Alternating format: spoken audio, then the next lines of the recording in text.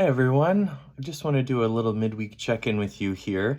I want to look at there was a time this week.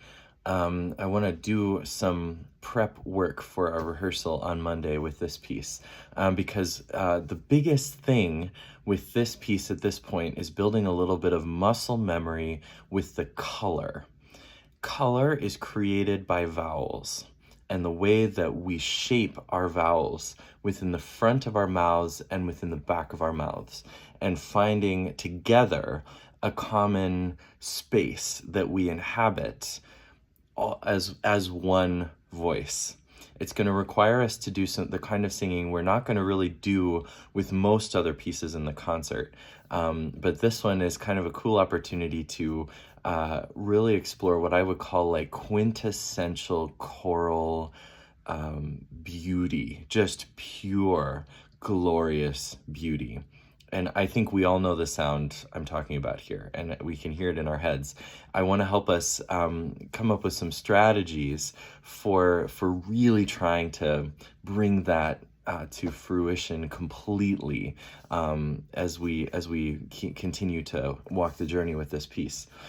So I don't even want to sing really today. I just want to focus on the words. We got this deep, powerful beauty brought out when we were on one vowel, one neutral syllable, the no, when we would sing all the notes on no. You know, we got our notes and we got our rhythms lined up, but it was only on one vowel. Now when we add words to it, the vowels change, but the shape stays the same. And so that's why I want us to practice just speaking this piece as if we're singing it, to practice getting the proper space.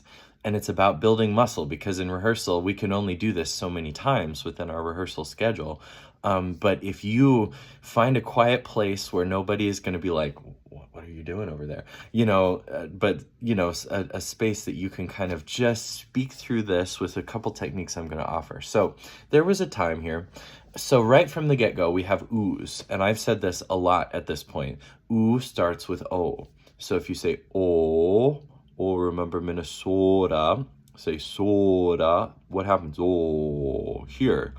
And then if you say ooh, ooh, you say oh and pucker, ooh, ooh, you shape it right here. It goes from O space to ooh space. It's like ooh, like that kind of thing. But put one hand up, feel the amount of space in the back. It makes us sound slow, almost like we're in slow motion, you know? And I know it sounds funny, but this is exactly what we want. And sometimes because it seems weird, we back away from it. Go towards this weird feeling, because this is where we want to be, because there's a lot of space here. So keep one hand up, just like this. Oh, ooh. Now take a deep breath. 3, 4, ooh. We're breathing with the space in our mouth. You know, we're starting at the beginning. I'm just going to play this. Tenors, altos, tenors, and change. 4 altos, tenors, altos, tenors, and change here. Altos, tenors, altos and sopranos, 1, sopranos. 2, 3, 4, ATB, change. 2, 3, 4, and off. There was a time when meadow, grove, and stream. See how I'm speaking this? There's no break between the words. And we're not trying to get the consonants, we're trying to get the vowels. So put a hand up. Nice deep breath. There was a time when meadow, grove, and stream. There was a time the earth and every common sight to me did seem apparelled in celestial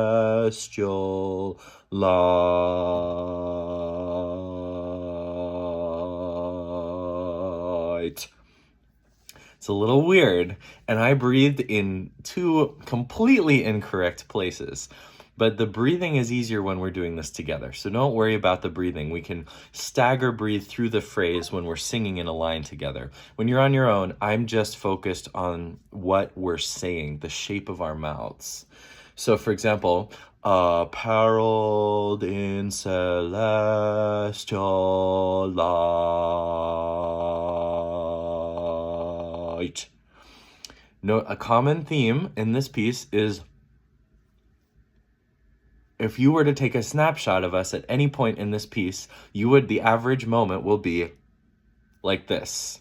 That's really important because we're creating tall space all the way through.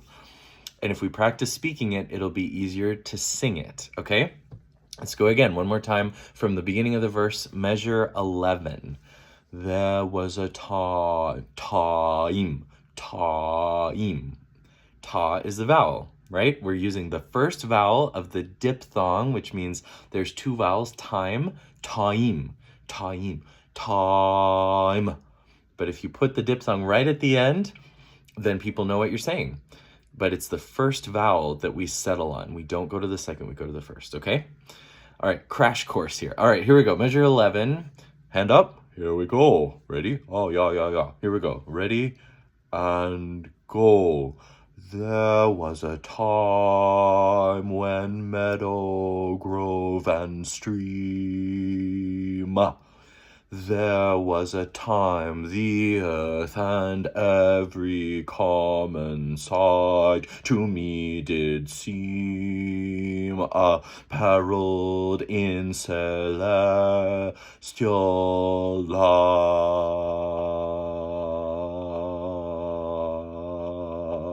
light. The glory, 3, 4. Glory, 3, lift. Glory of a dream.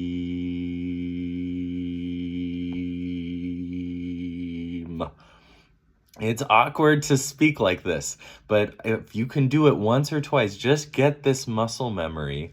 You're holding the position in your mouth for a long time. You're not closing, you're keeping it open on the vowel, okay? Let's keep going. Measure 23 into 24. 2, 3. The rainbow comes and goes, and lovely is the rose. The moon doth with delight look round her when the heavens are waters on. Starry night are beautiful and fair.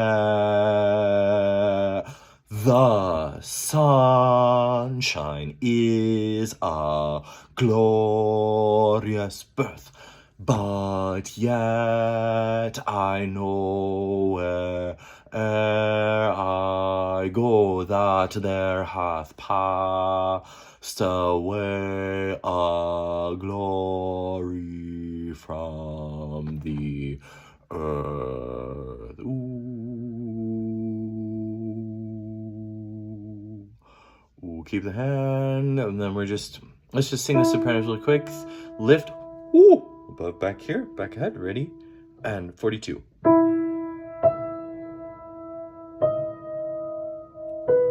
Keep a hand up, lift.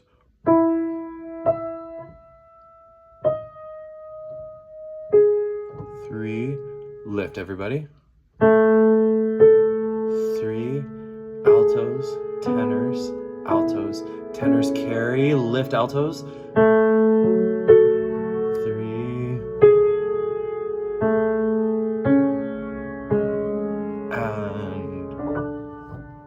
and da-da-dee, though nothing can bring back the hour of splendor in the grass, of glory in the flower. We will grieve not, rather find strength in what strength in what strength in what remains behind.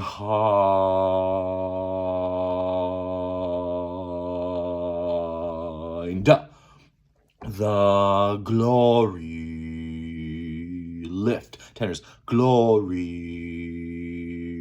and glory of Audrey. 2, 3, 3, tenor, 4, 1, 2, 3. Nice pucker, closing to sopranos are going on. Anyway, closing to M the last 2 bars. All right, was that weird enough? If anybody's overheard this recording, they're like, what are you doing? I promise that when we commit to basically keeping our mouths open, that the impact is 100% more captivating to listen to than if we close our mouths, which we're used to be doing. Let me give you an example from our concert. Listen more often to things than to beings. Listen more often to things than to beings. There's a lot of, it's kind of closed. It's comfortable. 'Tis the ancestors' breath when the fire's voice is heard. I'm just making up notes, but that folk singing is one that gets the clarity of the words, but lets the hum do the decay and do the kind of the resonance is in the hum. Fire's voice is heard. It's a closed thing. With choral music, and sometimes we call it bel canto choral music or a cappella choral music of some varieties, really value vowel open.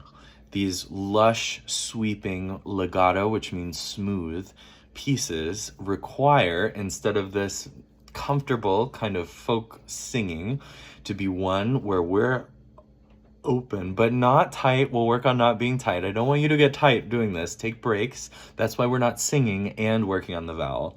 But I do want you to practice keeping your mouth open on the vowels. That's it. That's the big takeaway from this. Keep your mouths open on the vowels and just practice that with a hand up, because you'll just start closing if you don't, I promise.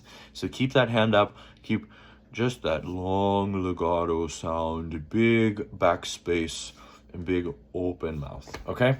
Sound good. See you on Monday.